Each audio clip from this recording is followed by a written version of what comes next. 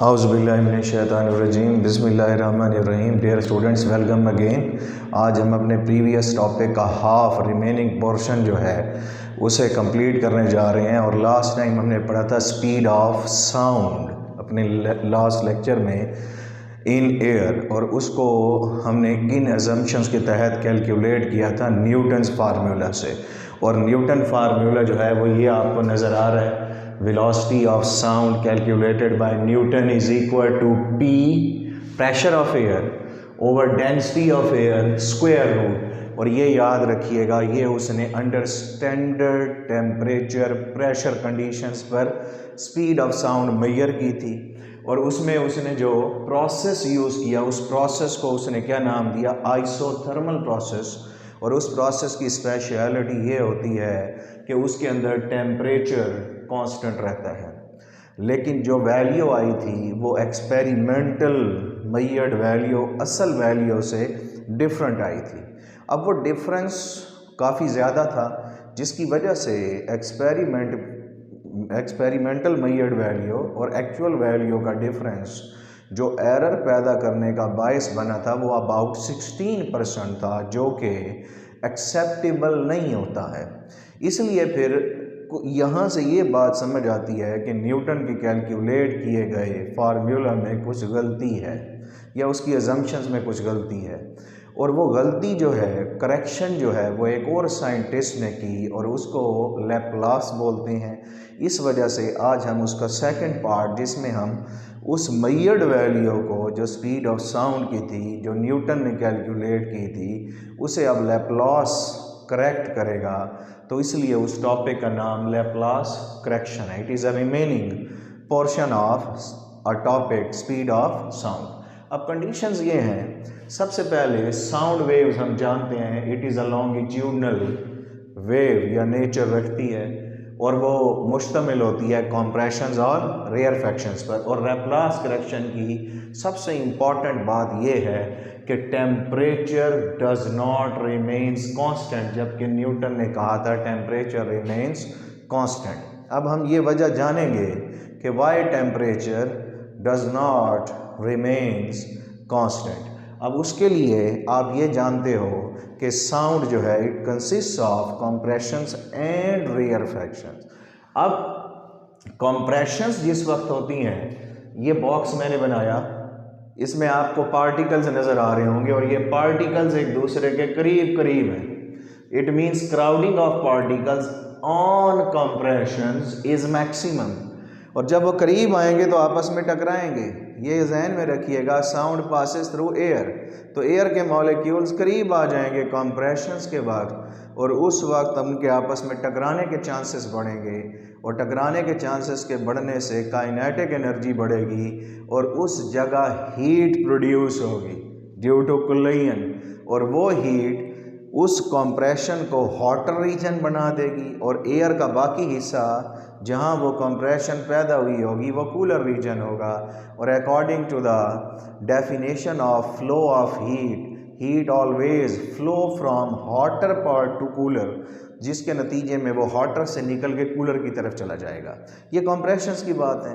अब बात करते हैं रेयरफैक्शंस। इस बॉक्स में देखें, इसमें आपको डिफरेंट पार्टिकल्स नज़र आ रहे हैं, वो एयर के जिसमें से साउंड पास हो रहा है सपोर्ट करता हुआ, और यहाँ पार्टिकल्स की डायरेक्शन एक दूसरे से अपोजिट है। और यहाँ क्राउडिंग ऑफ पार्टिकल्स क्या होगी, मिनिमम होगी, कम होगी, पार्टिकल्स एक दूसरे से दूर होंगे।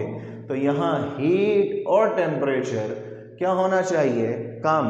और जब ये कम होगा तो वो हीट जो कंप्रेशंस के वक्त एयर में निकल गई थी उसको कूलर रीजन समझ के, और जब रेयरफैक्शन होगी तो वो कूलर बनेगा रेयरफैक्शन, तो वो हीट जो एयर में गई थी वो वापस इसमें आ जाएगी। तो टेम्परेचर क्या रहना चाहिए, कांस्टेंट। लेकिन ये तो हमने जनरली डिस्क्राइब किया ना साउंड की दो पोर्शंस के हिसाब से, लेकिन एक्चुअली लैप्लास ने ये कहा कि when sound passes through air compressions and rarefactions occur so quickly, बहुत तेज़ी से बनती हैं। अब अजम्पशंस की बात कर रहे हैं लैप्लास की कि in air compressions and rarefaction occur fast और क्विकली, इतनी तेज़ी से बनती हैं कि कंप्रेशंस बनते वक्त जो हीट निकलती है और रेयरफैक्शन के वक्त हीट को वापस आना चाहिए था, लेकिन तेज़ी से बनने की वजह से कंप्रेशंस के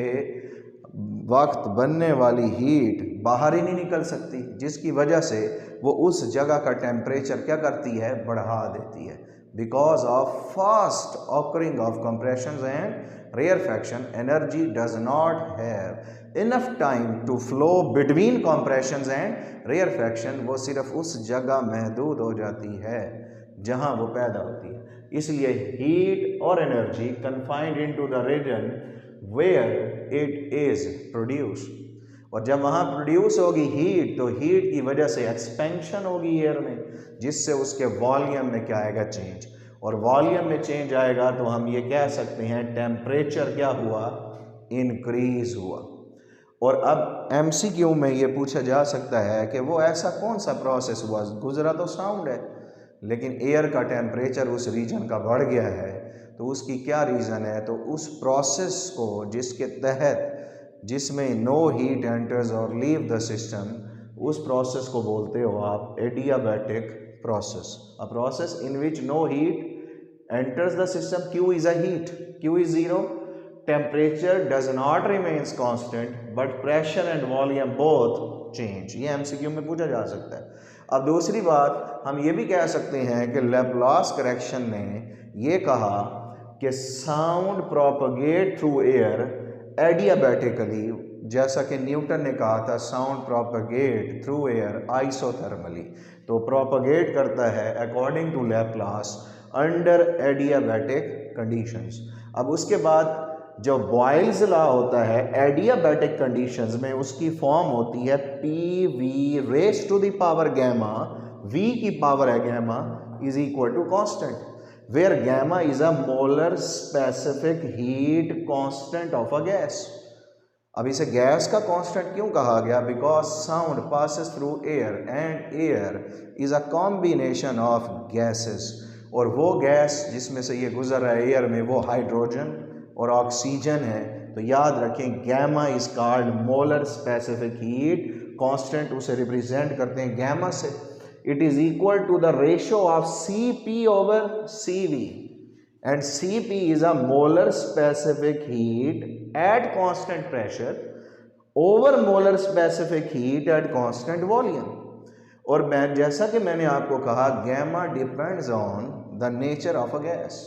जब साउंड जिस गैस में से गुजरता है उस गैस की नेचर जो होगी, उसके अंदर हीट की मिकदार उस हिसाब से पैदा हुई। ये नहीं है कि तमाम एयर में टेम्परेचर एक जैसी मिकदार में बढ़ेगा, डिपेंड करेगा उसकी नेचर पर।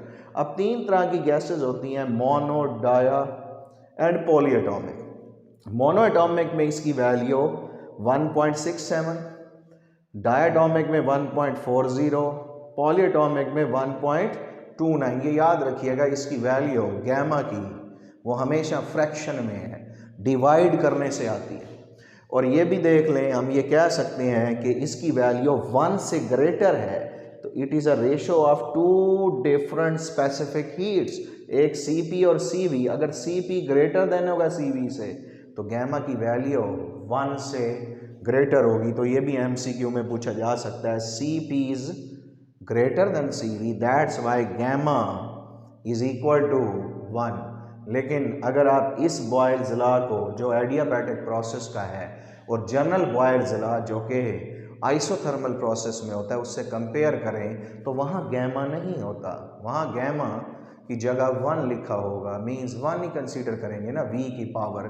तो इट मींस आइसोथर्मल प्रोसेस में गैमा की वैल्यू 1 होगी और उसमें Cp और Cv ग्रेटर देन नहीं होंगे, मींस Cp और Cv एक दूसरे के इक्वल होंगे। ये भी MCQ में आपसे पूछा जा सकता है। Let us now proceed further.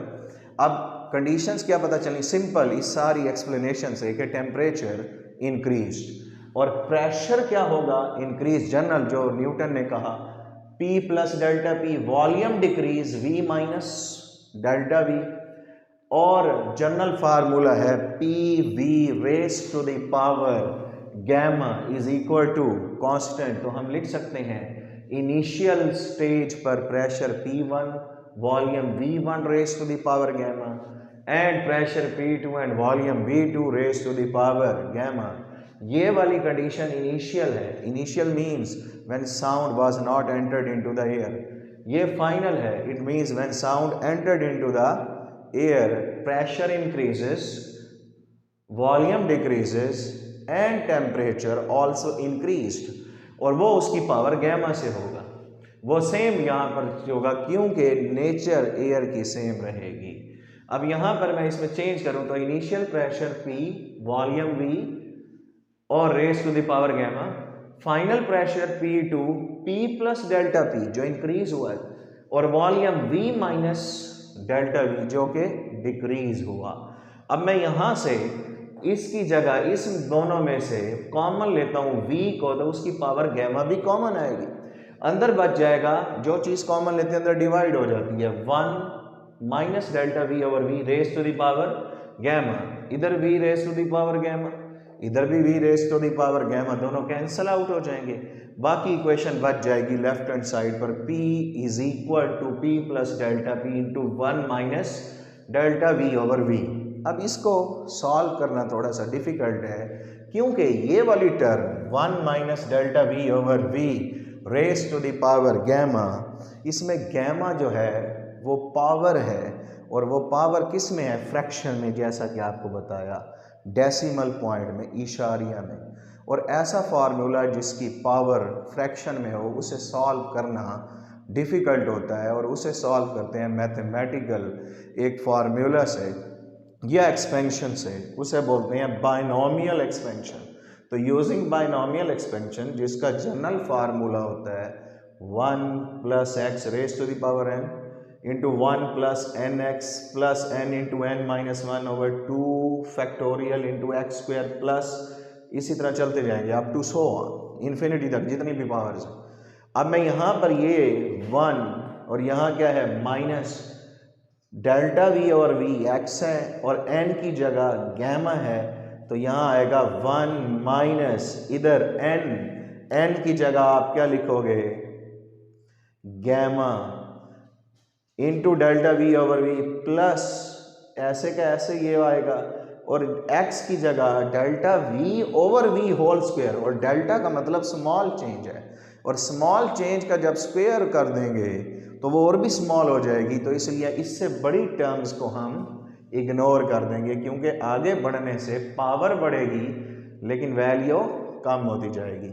अब ये value 1 minus delta V over V gamma जो कि बाइनोमियल थ्योरम से सॉल्व किया, उसे इस इक्वेशन फर्स्ट में पुट करें तो इक्वेशन बन जाएगी P is equal to P plus delta P into 1 minus gamma delta V over V। हमने लिख दिया नेग्लेक्टिंग हायर टर्म्स, उसकी रीज़न मैं बता चुका हूँ। और यहाँ P is equal to P, अब इस P को आप मल्टीप्लाई करो सबसे पहले 1 से तो P आएगा, फिर P को minus gamma delta V over V से, फिर डेल्टा P को 1 से तो डेल्टा P, और फिर डेल्टा P को minus gamma into delta P into delta V, again 2 times delta given values, और ये दोनों वैल्यूज़ बहुत ही स्मॉल होंगी तो इसलिए हमें इग्नोर कर देंगे, इसलिए because these values are very small.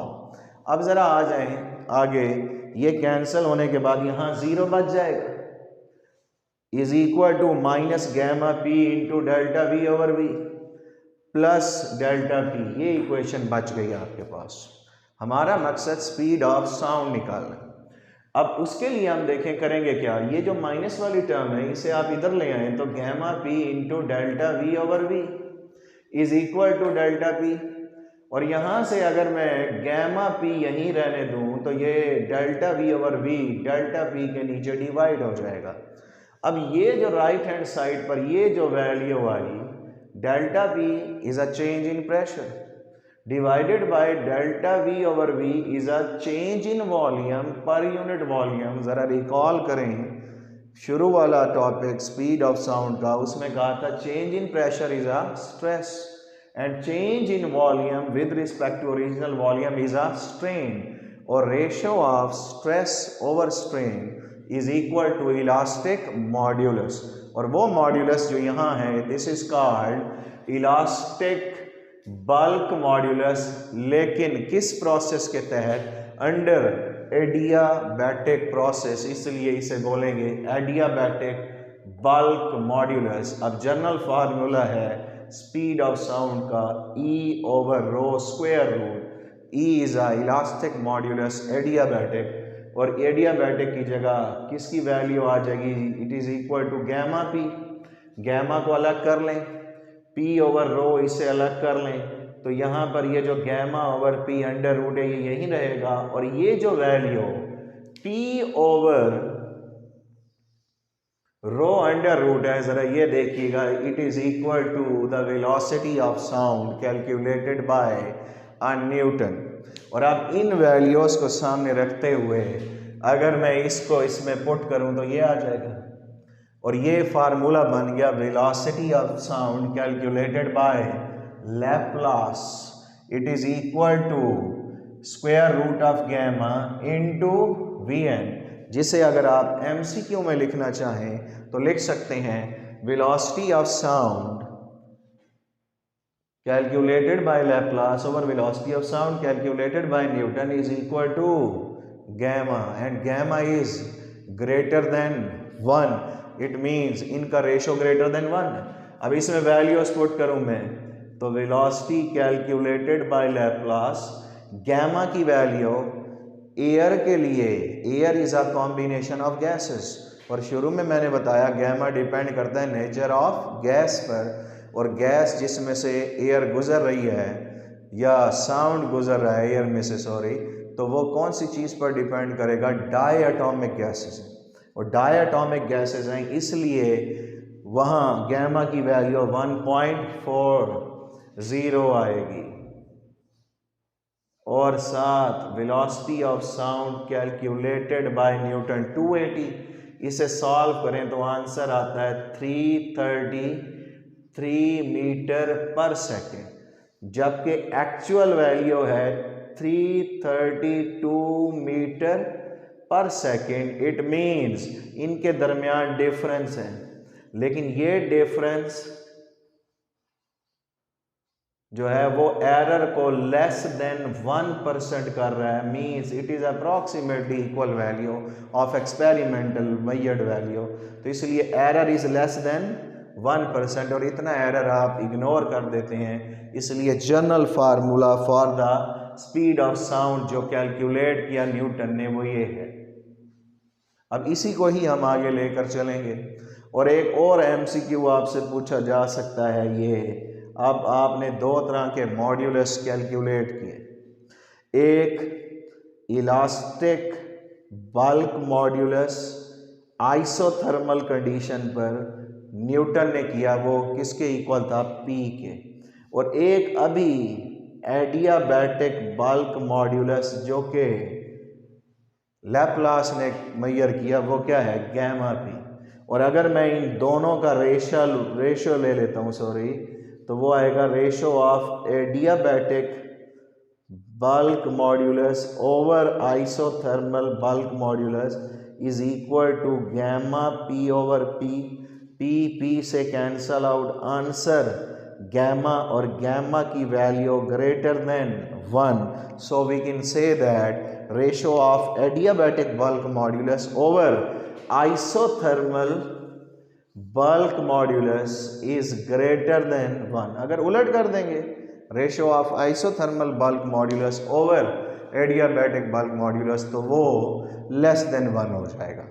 तो today we have completed our very interesting and important topic. Thank you.